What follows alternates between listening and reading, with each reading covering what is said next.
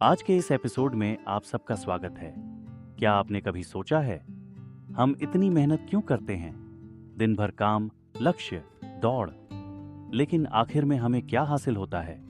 राजा सुलेमान, इतिहास के सबसे बुद्धिमान व्यक्ति, यही सवाल उठाते हैं। वो जीवन को बहुत गहराई से देखते हैं और कहते हैं, एक पीढ़ी जाती है, दूसरी आती है, लेकिन पृथ्वी बनी रहती है। सूरज उगता है, ढलता है, हवाएं बहती हैं, नदियां समुद्र में मिलती हैं, फिर भी कभी समुद्र भर नहीं पाती। इंसान की आंखें भी तृप्त नहीं होती, कान भी कभी नहीं भरते। क्या ये सब व्यर्थ है, या क्या जीवन में कोई गहरी सच्चाई है जिसे हम अक्सर नजरअंदाज कर देते हैं? चलिए, आज हम इन सवालों के जवाब ढूंढने निकलते हैं सभोपदेशक के पहले अध्याय की गहराई में। उस सब परिश्रम से जिसे मनुष्य धरती पर करता है, उसको क्या लाभ प्राप्त होता है? एक पीढ़ी जाती है और दूसरी पीढ़ी आती है, परंतु पृथ्वी सर्वदा बनी रहती है। सूर्य उदय होकर अस्त भी होता है और अपने उदय की दिशा को वेग से चला जाता है। वायु दक्षिण की ओर बहती है और उत्तर की ओर घूमती जाती है। वो घूमती और बहती रहती है और अपने चक्करों में लौट आती है। सब नदियां समुद्र में जा मिलती हैं, तो भी समुद्र भर नहीं जाता। जिस स्थान से नदियां निकलती हैं, उधर ही को वो फिर जाती हैं। सब बातें परिश्रम से भरी हैं, मनुष्य इसका वर्णन नहीं कर सकता।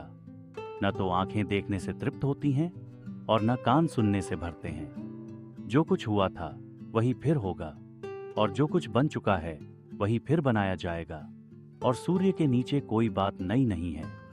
क्या ऐसी कोई बात है जिसके विषय में लोग कह सकें कि देख, ये नई है?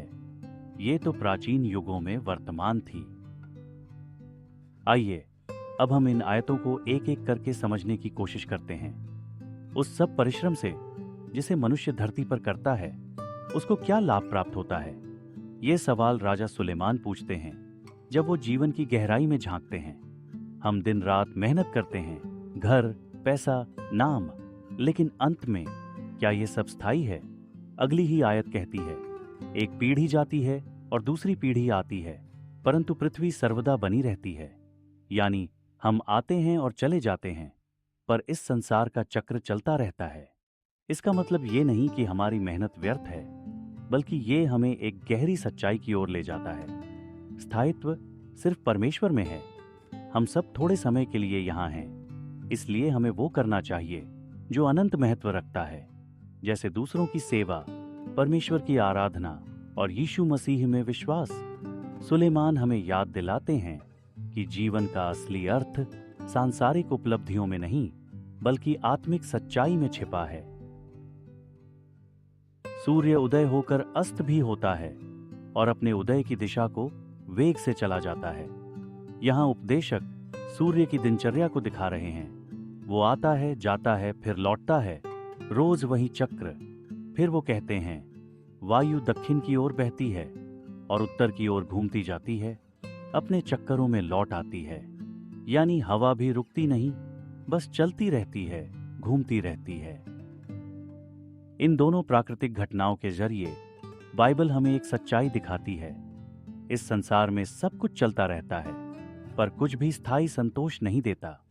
सूरज हो या हवा, सबका काम तो चलता रहता है, लेकिन इंसान, वो जीवन के अर्थ को ढूंढता रहता है। सुलेमान हमें सोचने पर मजबूर करते हैं, क्या हम भी बस एक दिनचर्या में फंसे हैं, या हम कुछ ऐसा कर रहे हैं जो अनंत है? हमारे काम, हमारी आत्मा, हमारा उद्देश्य, वो सब तब तक अधूरा है जब तक वो परमेश्वर में स्थिर न हो।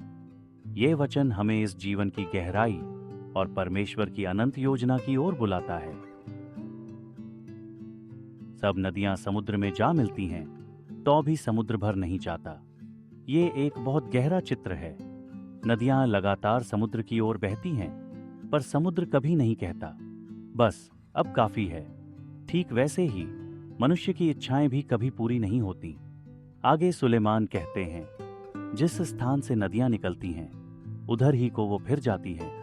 यानी जीवन एक घूमता हुआ चक्र है, एक जैसा चलता रहता है, फिर भी कभी पूरी तृप्ति नहीं मिलती। फिर आते हैं कुछ बेहद सच्चे शब्द, सब बातें परिश्रम से भरी हैं।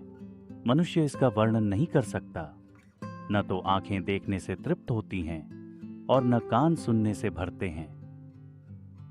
हम दिन रात देखते हैं, सुनते हैं, अनुभव करते हैं, फिर भी हमारा मन और आत्मा खाली महसूस करती है। क्यों?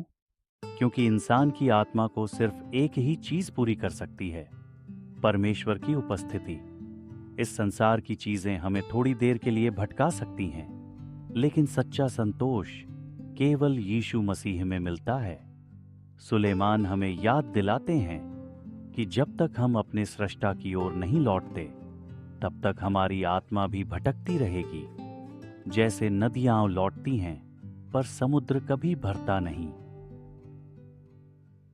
जो कुछ हुआ था वही फिर होगा, और जो कुछ बन चुका है वही फिर बनाया जाएगा, और सूर्य के नीचे कोई बात नई नहीं है। सुलेमान यहाँ एक बहुत गहरी बात कह रहे हैं। दुनिया में जो कुछ हम आज देख रहे हैं वो सब पहले भी हो चुका है। नए कपड़े, नई तकनीक, नई चीजें, सब केवल बाहरी बदलाव हैं। इंसान की लालच, संघर्ष, प्यार, दर्द, ये सब सदियों से एक जैसे हैं। फिर वो पूछते हैं, क्या ऐसी कोई बात है जिसके विषय में लोग कह सकें कि देख ये नई है, और खुद ही जवाब देते हैं, ये तो प्राचीन युगों में वर्तमान थी। यानी हम जितना भी आगे बढ़ें, मनुष्य का मूल स्वभाव और जीवन के सवाल वैसे ही बने रहते हैं। तो क्या कुछ भी नया नहीं है? नया केवल वो हो सकता है जो परमेश्वर करता है। बाइबल कहती है, यदि कोई मसीह में है तो वो नई सृष्टि है। जब हम यीशु मसीह को अपने जीवन में स्वीकार करते हैं, तब असली नई शुरुआत होती है। हमारे विचार, हमारा दिल और हमारा उद्देश्य सब नया बन जाता है।